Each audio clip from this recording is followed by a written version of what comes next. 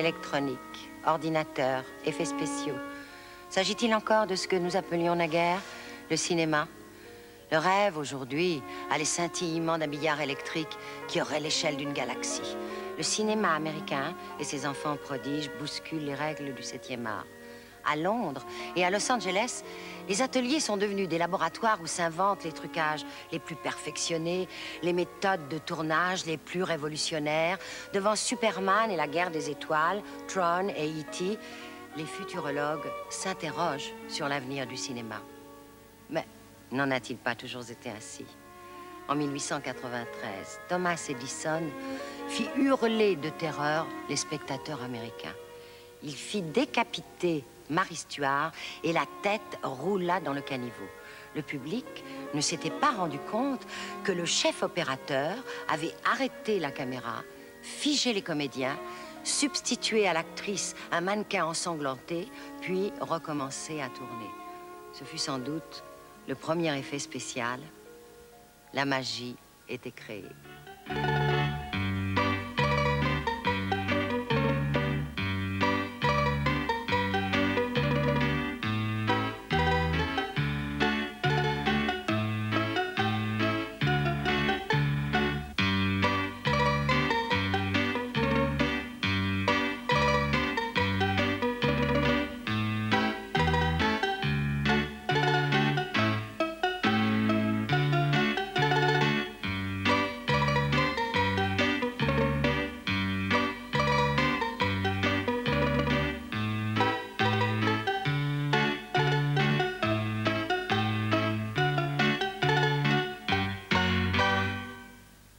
De nos jours, les illusions fantasmagoriques sont obtenues par des moyens hautement sophistiqués.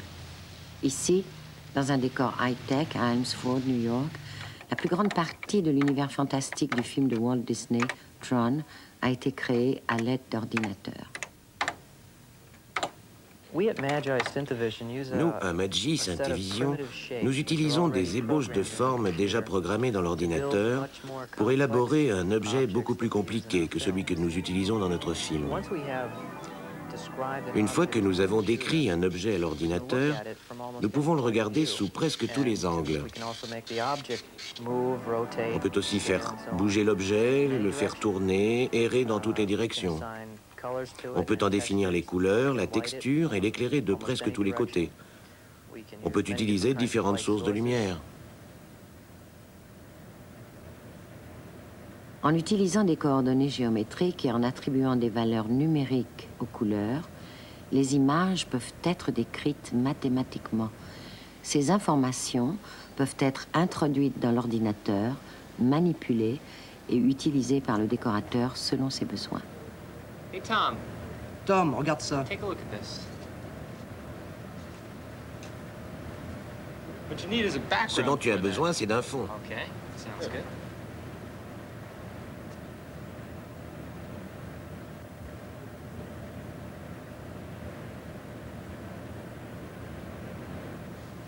Hey, what do you think? Qu'en penses-tu? I like your background. J'aime bien ce fond. Yeah, it looks good. How about the cheese? Et ce fromage? That needs help. Ça ne ressemble pas à un fromage. Lorsque le décorateur est satisfait de l'image, l'ordinateur peut déverser toutes ces informations sur le film par projection d'un faisceau de minuscules points de lumière colorés appelés pixels. On procède pixel par pixel. Cela prend un temps infini, mais c'est quand même plus rapide que l'animation manuelle.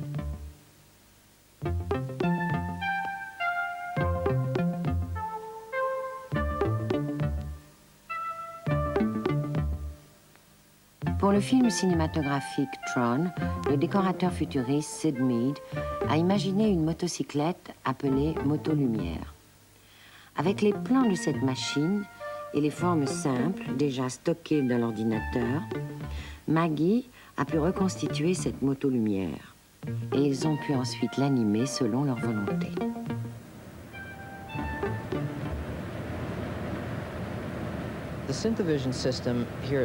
Le système Synthevision à Madji était à l'origine supposé analyser l'énergie nucléaire.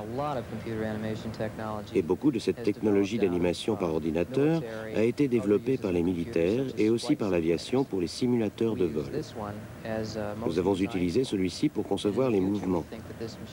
Et dans l'avenir, nous pensons que cette machine pourra nous aider à créer une animation beaucoup plus réaliste.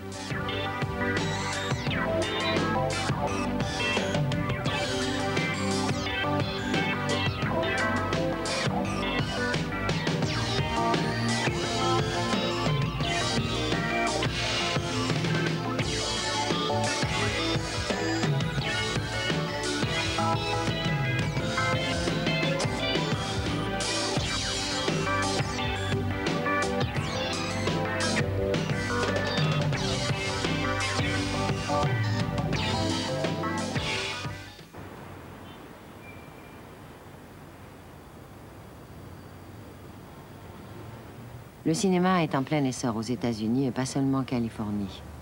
La ville de New York s'affirme à nouveau comme une rivale d'Hollywood. Récemment, un nouveau studio s'est installé dans les locaux anciens de la boulangerie Silvercup. Maintenant, le pain quotidien est servi dans la cantine du studio aux acteurs et figurants du film de la HBO Silver Screen, The Catholic Boys, avec Donald Sutherland en vedette. Le film de Woody Allen, Broadway Danny Rose, a été tourné ici, et le nouveau film de Sidney Lumet, Garbo Talks, est actuellement en cours de production dans un autre des 5 plateaux d'enregistrement de Silvercup. Par la suite, le complexe comportera 18 studios. À 2 pas de Silvercup, le studio Astoria, construit en 1920 et fermé en 1932, vient de rouvrir ses portes à des sociétés cinématographiques. L'Astoria possède encore le plus grand plateau d'enregistrement des États-Unis en dehors d'Hollywood.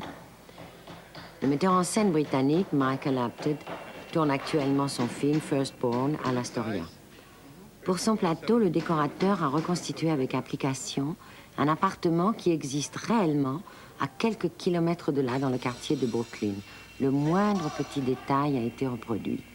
Cette décision a été prise parce que le metteur en scène et le producteur ont estimé qu'ils pouvaient arriver à un meilleur résultat dans l'environnement contrôlé du studio.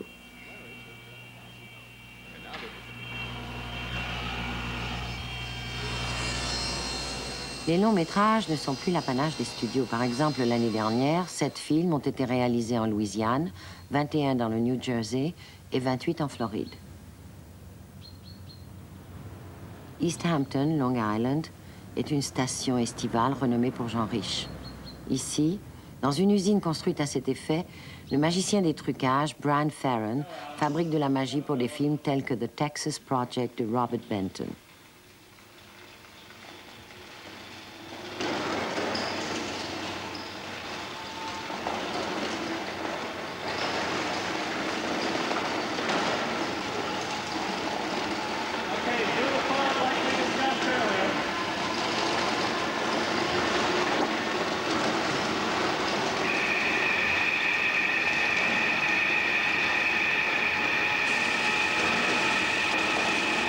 La première tentative de reconstitution de tornade pour The Texas Project a raté, de même que plusieurs essais ultérieurs.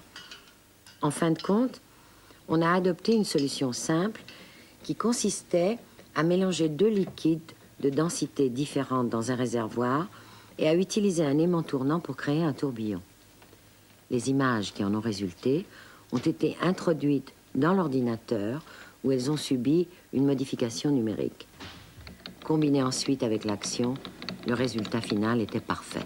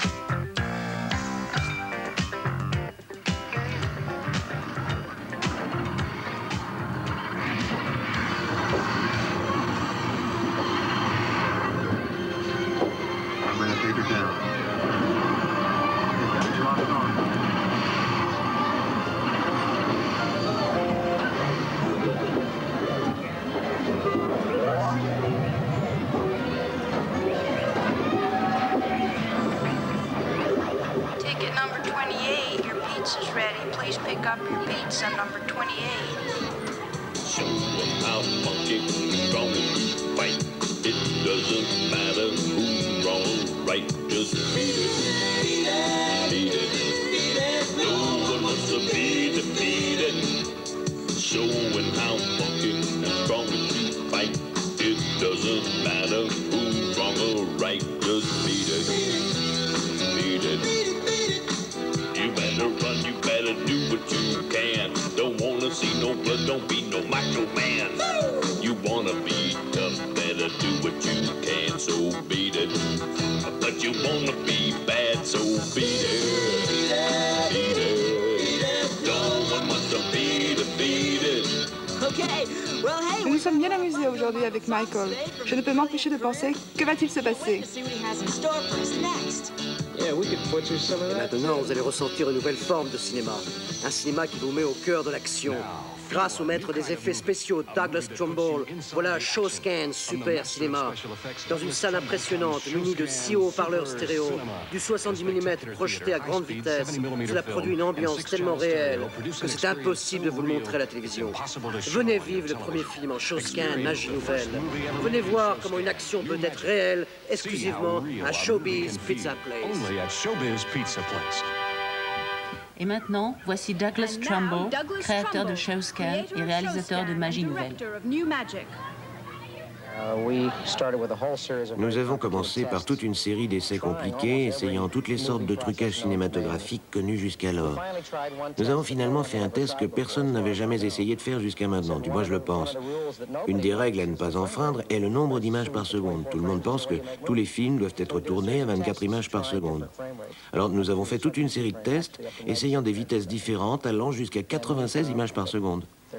Nous nous sommes aperçus qu'il y avait une incroyable illusion de réalisme autour de 60 à 72 images par seconde. Et Shawscan, grâce à cette vitesse d'image, chaque image étant claire, piquée et moins floue, vous donne une meilleure idée de la vélocité et la perspective des objets se déplaçant dans l'espace. Et du coup, ça vous donne l'impression que la surface de l'écran a disparu et que vous entrez dans un monde en profondeur. Je pense que Magie Nouvelle va être le premier film de l'histoire qui créera une illusion totalement crédible.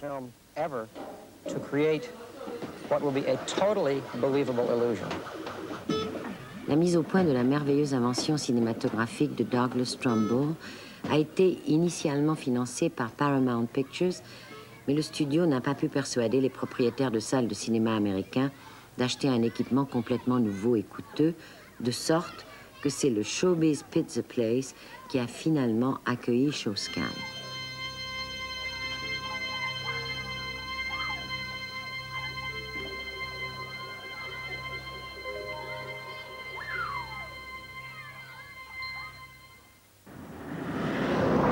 L'un des plus grands rivaux de Hollywood est naturellement l'Angleterre.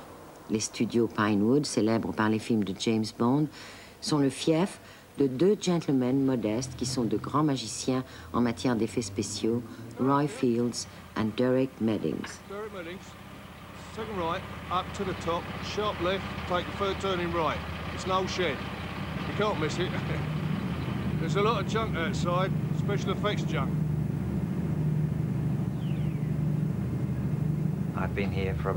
Je suis ici depuis près de 12 ans. Je suis venu pour faire un film de James Bond et en fait je ne suis jamais parti de cet endroit, c'est un studio tellement fantastique. Les techniciens sont parmi les meilleurs du monde, sinon les meilleurs.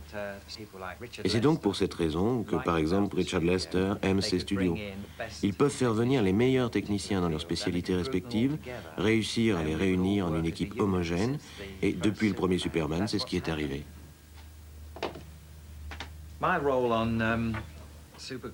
Dans Supergirl, je suis le responsable des effets spéciaux. Et ce que j'ai à faire, c'est planifier comment nous allons faire tous les effets spéciaux de ce film. C'est-à-dire qu'il faut qu'on sache si on va utiliser des maquettes, des effets grandeur réelle, ou des trucages optiques, et quelquefois une combinaison des deux.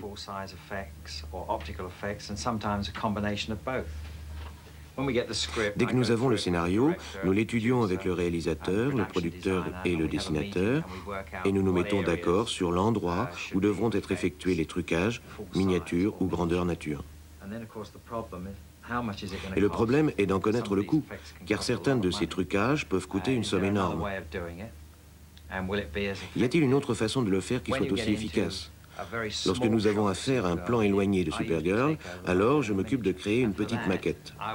Et pour cela, je m'organise avec mon maquettiste pour qu'il fasse une réplique de Supergirl avec ses cheveux, sa cape, ses bras, ses jambes qui bougent. Ensuite, nous la filmerons avec des nuages artificiels sur le plateau. C'est ainsi que nous ferons voler Supergirl dans les nuages.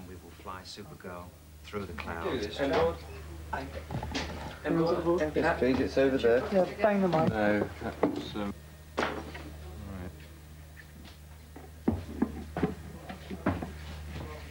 Is that the completed one, John? Yeah.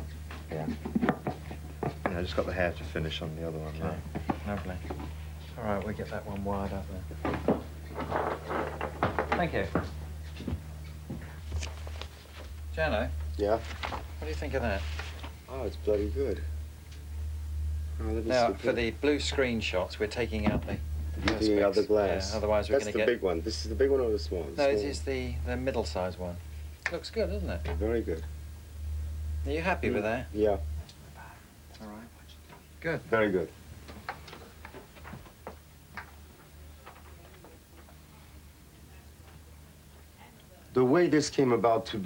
La façon dont c'est arrivé, c'est que nous voulions quelque chose de différent de l'objet qui, comme d'habitude, vient de l'au-delà, ce qui a déjà été utilisé dans le premier Superman et dans bien d'autres films de ce genre. Alors, nous avons discuté de la conception et je me suis dit, pourquoi ne viendrait-elle pas de l'infiniment petit? C'est essentiellement ce qu'ils ont fait quand Krypton explosa. Il y avait une ville, Argos, dans laquelle elle vit, et Zoltan, joué par Peter O'Toole, qui est une sorte d'Albert Einstein du futur, trouve un moyen de la transférer dans un espace intérieur, qui est en fait un monde moléculaire microscopique. Et donc, ce qu'elle fait durant ce voyage, c'est qu'elle vient de l'infiniment petit, et je ne vous raconterai pas la suite pour ne pas gâcher votre plaisir.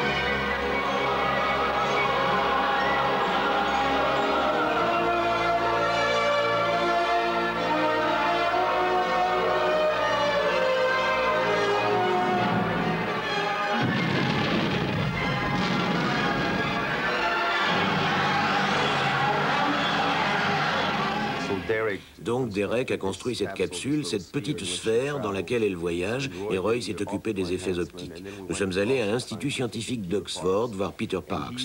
Il a utilisé des micro-organismes et des caméras spéciales pour créer des effets insolites pour le fond. Le chat d'une aiguille et une goutte d'eau.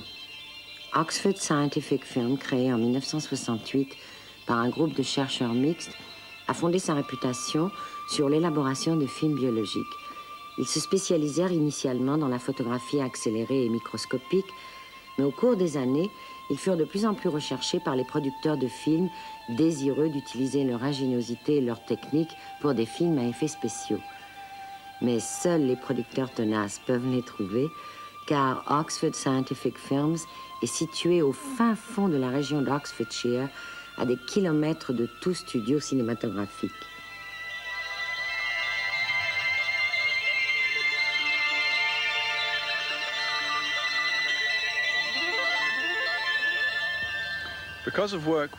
À cause du travail que nous avions fait sur Superman, nous avons pensé à Jano pour qu'il nous aide dans Supergirl pour une scène bien spécifique demandant un matériel insolite.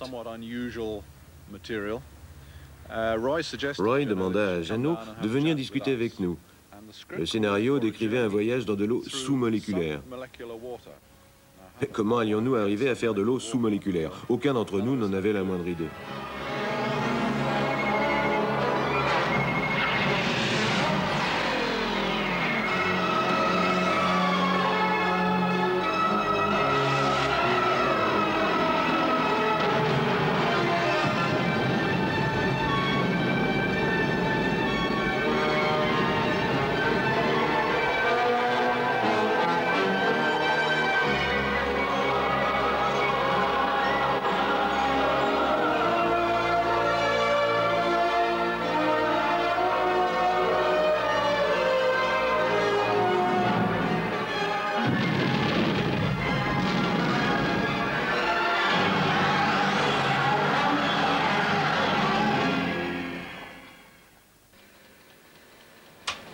Roy Field, spécialiste des effets d'optique, est basé au studio Pinewood.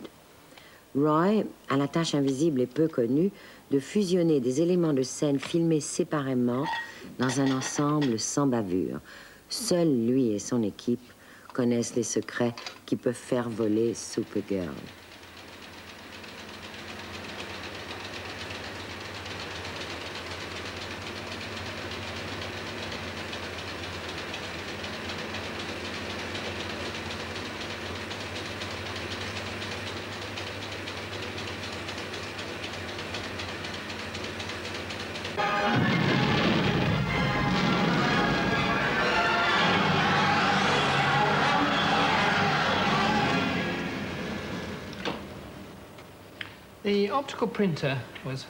La Trucca a été conçue dans les années 30, faite sur mesure, sur place, par les différents grands studios.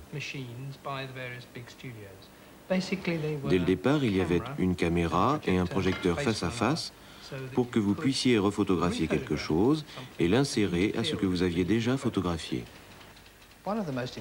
L'une des utilisations les plus importantes de la Trucca, c'est en tant qu'outil pour créer des incrustations en mouvement. Les incrustations sont utilisées pour mélanger un fond et un premier plan en mouvement qui ont été filmés séparément. Lorsque Supergirl survole Metropolis, c'est un hélicoptère qui filme New York pour le fond. Nous filmons la pauvre actrice Hélène suspendue par des fils dans le studio, ici à Pinewood. Pour que ces deux images ne soient pas en surimpression, nous faisons une silhouette de Supergirl que nous appelons un cache, et à l'inverse, nous faisons un contre-cache plein cadre, au milieu duquel se trouvera un trou de la forme de Supergirl. C'est dans ce trou qu'elle évoluera. Évidemment, il faudra que la pellicule passe plusieurs fois dans la Trucca pour obtenir l'effet. Les caches peuvent être faits par un procédé laborieux que l'on surnomme rotoscoping, qui consiste à les découper à la main, image par image, et ensuite à les peindre. Autrement, si un objet est filmé sur un fond bleu avec un soin particulier pour l'éclairage, on peut faire également une incrustation en mouvement. C'est une méthode plus simple que le rotoscoping. Une mauvaise incrustation est évidente, à cause des contours noirs, bleus ou blancs de l'objet. Mais si cela fait partie d'une scène prise de loin, vous pouvez peut-être ne pas vous en apercevoir. Mais quand même, les mauvaises incrustations sont évidentes. Heureusement, nous n'en avons pas. Close the eyes. Okay, now open the eyes. And look and move, Stephen.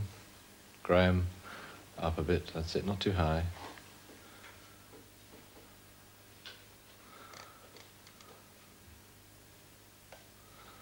Yes, that's good.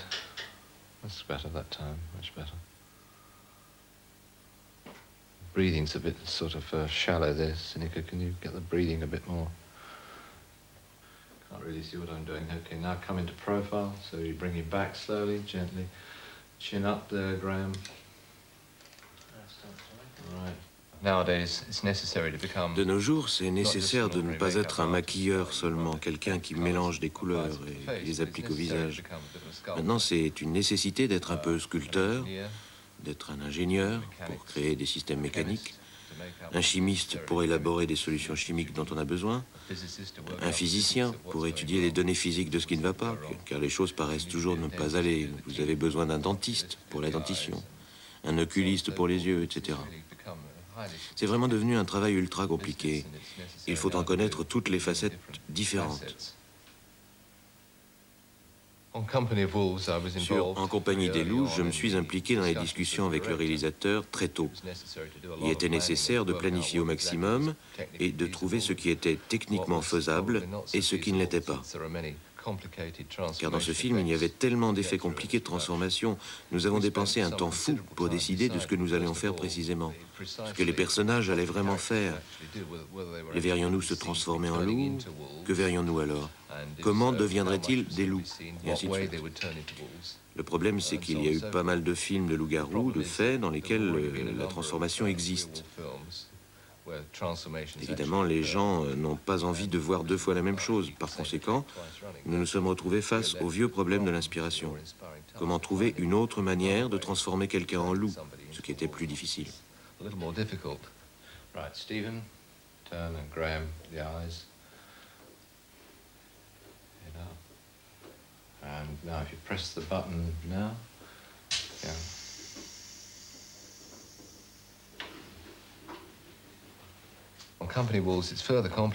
Avec En compagnie des loups, c'est beaucoup plus compliqué par le fait qu'il y a plusieurs transformations et que pour chacune d'entre elles, le réalisateur voulait à chaque fois une transformation différente, ce qui rendait le problème infiniment plus compliqué.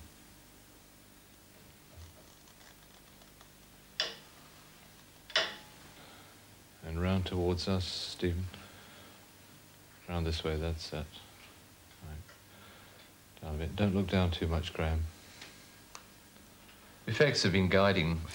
En ce qui concerne les films à effets spéciaux durant ces dernières années, notamment avec le remake de La Chose et ses épopées de science-fiction, jusqu'à un certain point, c'est une bonne chose, mais c'en est aussi une mauvaise. Le problème, c'est que les films deviennent trop chargés d'effets spéciaux. On fait des films autour des trucages et on oublie l'histoire. Le plus important dans n'importe quel film, c'est l'histoire et son contenu dramatique, et pas seulement les trucages. Si vous voulez faire un film en ne comptant que sur les effets spéciaux, vous n'avez qu'à mettre votre caméra dans un studio adéquat et vous filmez.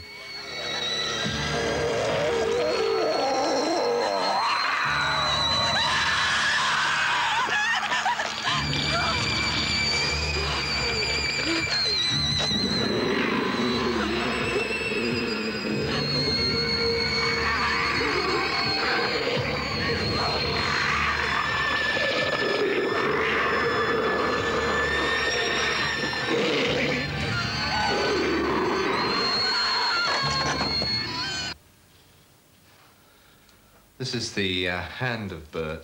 Ça, c'est la main de Bert que vous avez vue en bas, manipulée par 2 ou 3 personnes, séparément, indépendamment du reste de la chose. Donc, après Bert 1, nous arrivons à Bert 2, qui se développe. Il nous donne un coup. Bert 1 n'a jamais eu de coup. Il nous donne le coup entier du loup. Mais nous sommes toujours sans les oreilles et sans le nez qui grossit sur Bert 2. Non, plutôt sur Bert 3. C'est là que les oreilles grandissent comme ça et que le nez apparaît en même temps et que la gueule et la langue s'agitent et que les yeux bougent dans diverses directions. C'est à ce moment-là que nous arrivons au grand loup final. Nous l'appelons l'écumeur. On n'a pas trouvé mieux. Il a les mêmes fonctions que d'habitude et il a beaucoup de gens pour le faire fonctionner. En fait, il a fallu 10 à 12 personnes. Et il est assez énorme. Il pèse plus de 300 kilos.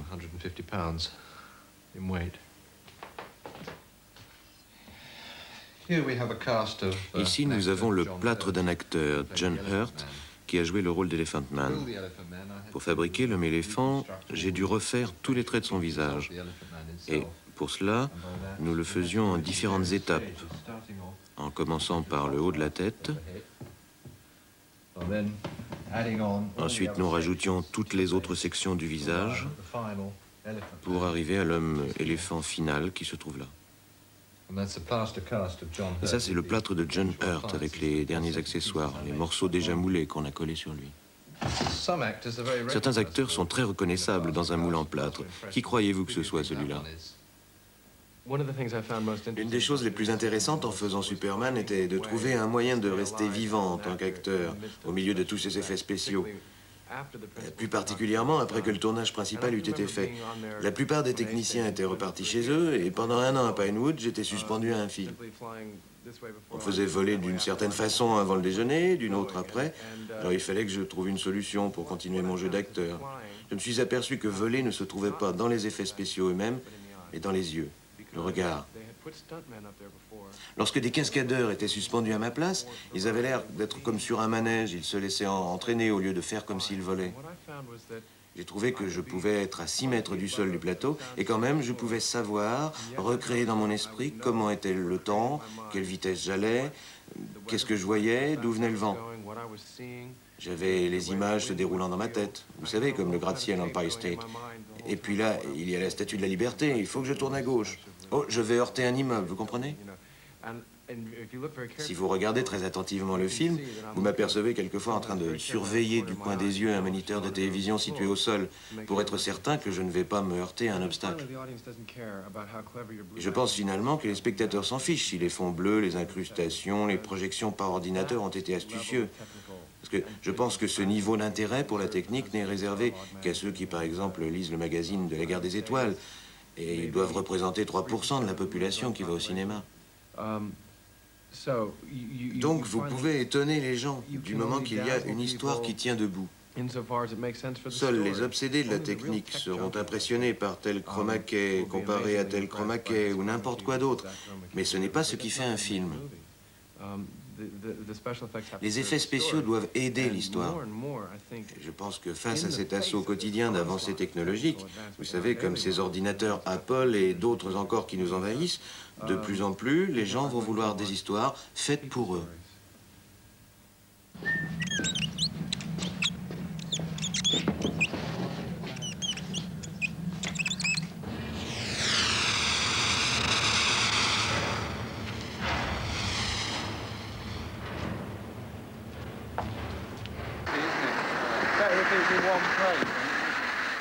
David Speed est le réalisateur des effets spéciaux pour la comédie de science-fiction Morons from Outer Space, en cours de tournage à Pinewood. David utilise son système de régie d'animation assisté par ordinateur, la caméra tournant à vitesse très lente pour créer l'illusion d'un vaisseau spatial descendant des nuages vers la Terre.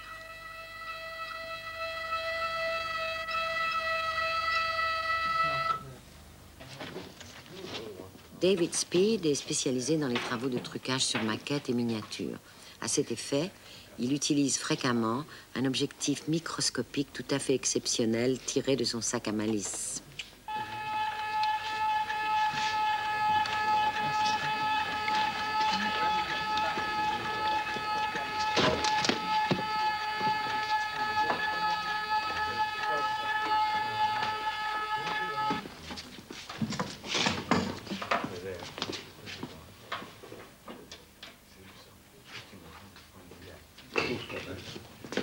Okay, I think we've put the, we'll get another 10 in.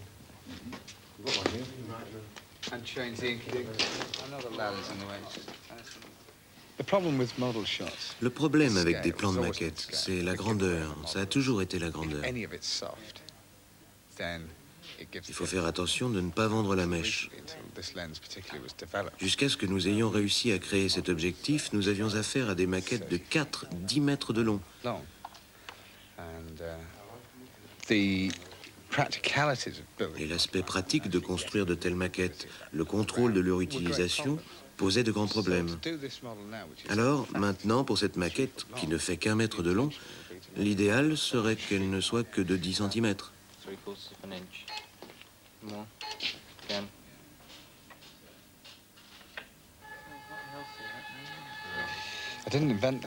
Je n'ai pas inventé l'objectif. Il a été fabriqué à Paris. C'est étanche, ça peut supporter 200 degrés, et c'est très impressionnant. C'est une nouvelle manière d'opérer, car c'est tellement sous-miniaturisé.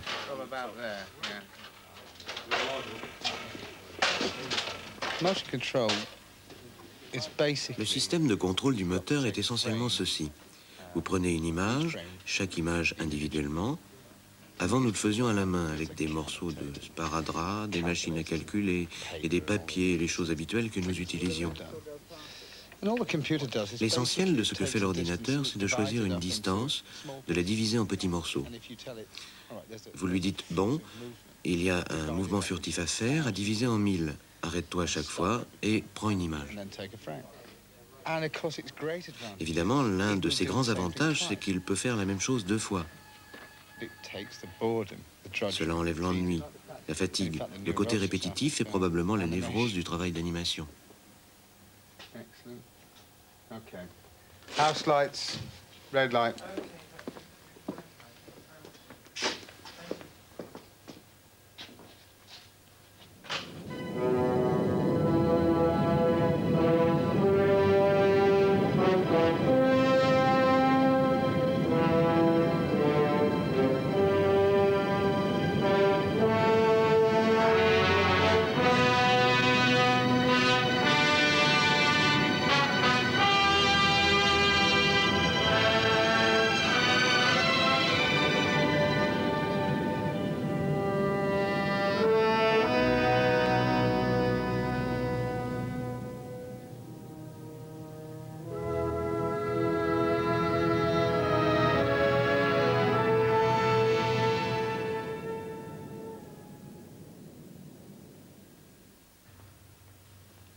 C'est Ian Kelly, expert en vidéo, qui supervisa une scène du film Electric Dreams, dans lequel un ordinateur tombe amoureux de la petite amie de son propriétaire. Cela demanda l'utilisation combinée de techniques cinématographiques et vidéo avec l'aide d'une animation par ordinateur. What is it? She said. Well, what is it? That she felt like. What is it? Like ripping your goddamn world up!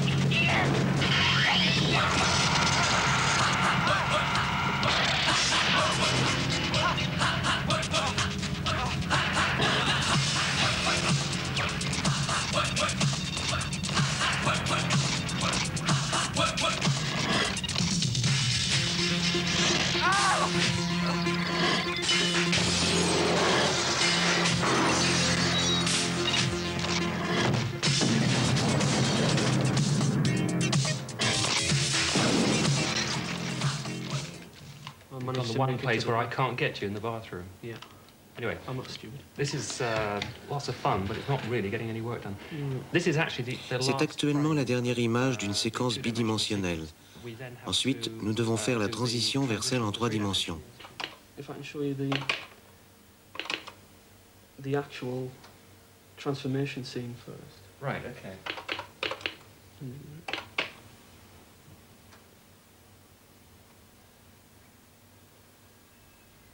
Singles. Very good indeed, yes. The way that the walls actually take up the shape of the real apartment is very good.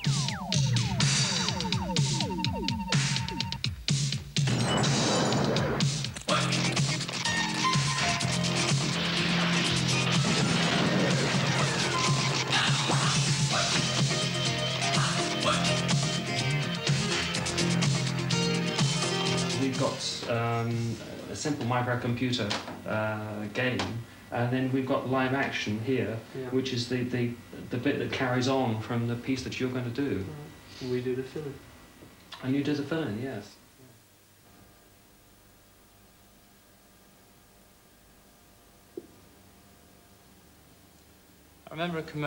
Je me souviens d'une pub que nous avons faite il y a quelques années pour le paquebot Queen Elizabeth II.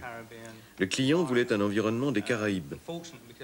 Malheureusement, nous n'avons pas pu filmer son voyage inaugural jusqu'à Southampton. Alors, nous avons dû créer tous les éléments séparément.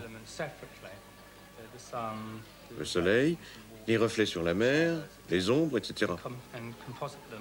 Et donc, nous avons dû utiliser la Trucca. Les effets spéciaux en Trucca peuvent rendre possible vos rêves les plus fous.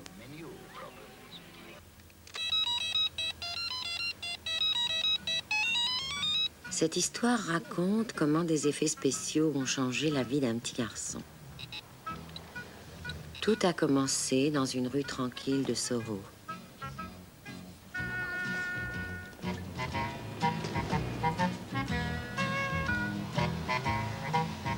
Shelley Elbourne eut pitié du malheureux enfant. Il utilisa de la fumée, un fondu enchaîné, des effets de féerie, puis une image fixe. Ensuite, il efface doucement pour révéler la cachette du coupable. Imaginez leur surprise lorsqu'avec l'aide d'une image composite animée, notre héros se trouve en 2 lieux en même temps. Les vilains s'enfuirent, mais ils n'avaient pas prévu l'effet de vision au laser, le tirage en accéléré ou les changements de couleur optique.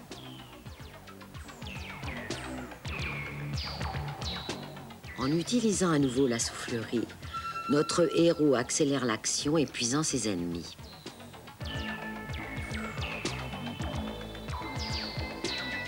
À nouveau heureux, il trouve une autre ligne de cache et change d'identité. Les effets spéciaux peuvent réaliser vos rêves les plus fous. Après tout, ils nous ont donné Movie Brat.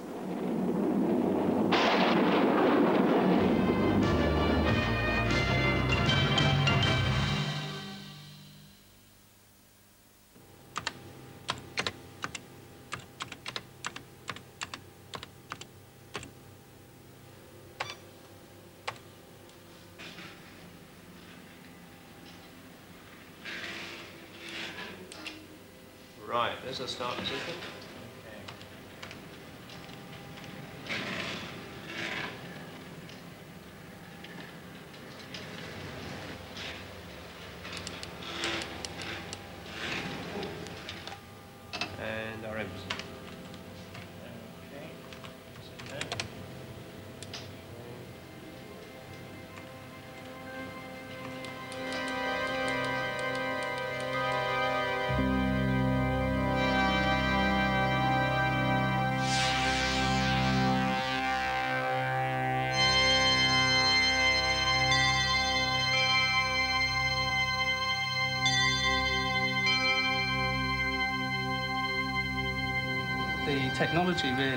La technologie reste toujours un outil.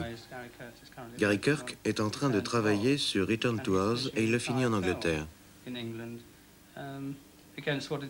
Vous savez que Gary Kirk a aux États-Unis des équipements d'une valeur de plusieurs centaines de millions de dollars, incomparables avec les studios britanniques. Mais il finit quand même son film en Angleterre avec le peu de moyens qui existent ici. Je trouve que cette façon de revenir sur des méthodes de carton et de bouts de ficelle est un peu étrange. Ce que je veux dire, c'est que la technologie n'est pas forcément la clé de réussite des effets optiques que vous voyez à l'écran. C'est d'abord une expérience dans le professionnalisme qui compte.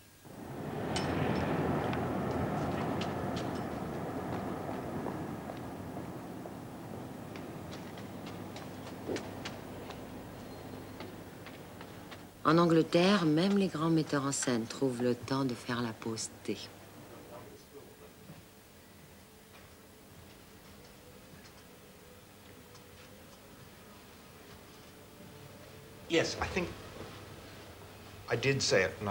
J'ai déjà dit que je regrettais toujours ce que j'avais dit dans le passé. Mais j'ai senti que faire un film de Superman était une occasion d'être jeune pour un vieux monsieur comme moi. Parce que la plupart de ceux qui ont été dans l'industrie du cinéma aussi longtemps que moi ont surtout travaillé sur des films d'aventure, d'action, où nous déterminions, dans la tradition des années 60, de tout faire dans un lieu réel, en faisant des films peu coûteux dans lesquels nous ne pouvions pas faire grand-chose par manque d'argent. Superman nous a donné l'occasion de travailler avec tous les moyens financiers et techniques que le cinéma connaissait, mais avait oublié lorsque le son est arrivé. Ce que je veux dire, c'est que j'ai dû apprendre ce qu'on avait oublié de Méliès. Le grand danger d'inventer des films utilisant des effets spéciaux, c'est qu'il y a le risque de ne pas savoir ce que l'on a tourné jusqu'au dernier moment. Dans les films à effets spéciaux, on a tendance à déshumaniser les acteurs principaux. C'est très difficile de faire une mise en scène tranquille.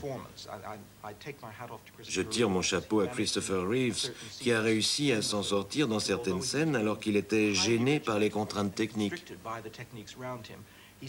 Il a quand même réussi, avec professionnalisme, à avoir un jeu détendu. Mais cela n'arrive pas toujours, et dans beaucoup de cas, vous trouvez un acteur contrit et constipé.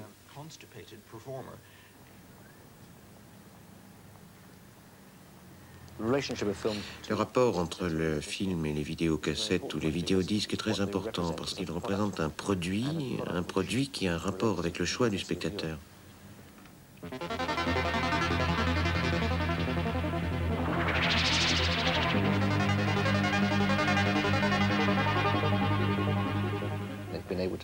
J'ai réussi à créer un environnement dans lequel la personne qui veut regarder un film peut le faire quand elle le veut. Que nous soyons prêts ou non pour l'avenir, cela dépend entièrement de la perspective dans laquelle nous nous plaçons. Les États-Unis n'ont jamais eu un si bel avenir en termes de nombre de spectateurs et de tout cet argent venant dans les caisses de cinéma. Les super films qu'ils font là-bas deviennent pauvres. Le cinéma américain est de plus en plus mauvais. Mais du point de vue de ce pays, c'est un peu différent. Je ne pense pas que le cinéma ait un avenir si on pense en termes d'aller au cinéma le samedi soir ou n'importe quelle notion de fréquentation régulière dans une salle de quartier. Donc pour l'Angleterre, ce que nous pouvons envisager, ce sont 500 salles de cinéma première classe, dont le rôle principal serait de promouvoir le film en tant que produit, qu'ensuite on verrait sur cassette vidéo, par câble, par satellite ou à la télévision, ça n'a pas d'importance. Le plus important, c'est que la salle de cinéma crée la renommée d'un film. Le critique jugera dans une salle de cinéma, le public se rendra compte lui-même d'un film dans une salle de cinéma. Donc, je pense, j'espère, que la renommée d'un film continuera à se faire dans une salle de spectacle.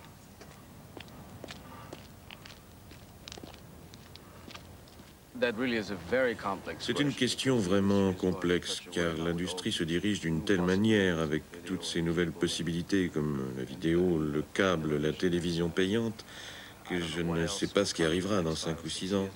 Mais je suis certain que les films en 3 dimensions arriveront sous forme d'hologramme. Donc je pense qu'il y aura toujours un public pour les salles obscures ou même les grandes manifestations où vous verrez 500, 1000 personnes apprécier un nouveau procédé. Maintenant, cela veut dire d'un autre côté que ça va restreindre la diffusion de films mineurs vers les médias télévisuels ou vidéo.